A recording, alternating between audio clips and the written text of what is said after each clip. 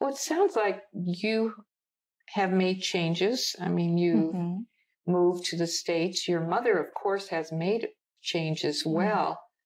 That's not easy for a woman to become divorced and leave. Right. So there's something that I hear about her there's some courage in her coming to the States with 2 children. What are the similarities between you and your mom? There might be something here. I think there are. I think she's courageous and living as they are coming to another country to get a better future for us. And I think that it must have been really hard for her to leave her children behind.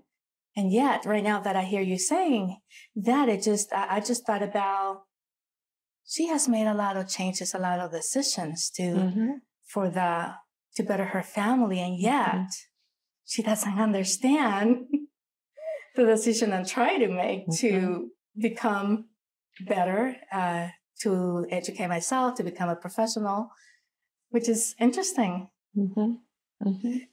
So she's went through all of these changes herself, but somehow you doing this is not setting well with her right now. Right, like not accepting it or not acceptable.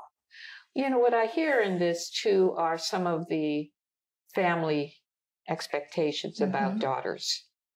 The messages to many Latina girls are very strong about roles and responsibilities, and not to be self-centered or egoísta, that family always comes first.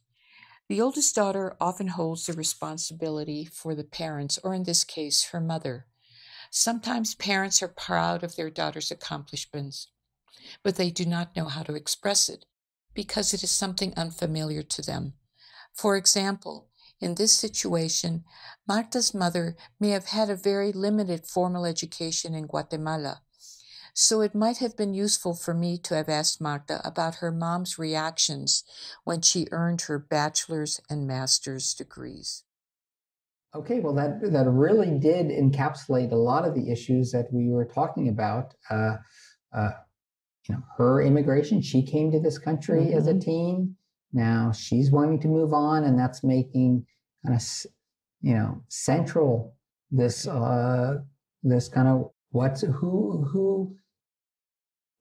is she dutiful to? Is she dutiful to herself, her son, or her mother? And obviously that's kind of the central thing she's dealing with right now.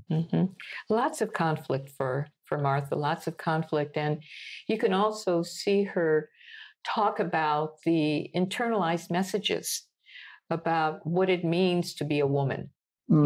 Talked a little bit earlier about Marianismo, and to be a dutiful mom as well as a dutiful daughter. And those are deep messages, which doesn't leave a lot of space for her to think about why she needs to keep moving. I mean, that's where the conflict is. Yes. And somewhat, again, what she's discussing is, and she's kind of coming to realize, is that maybe she and her mom are more alike.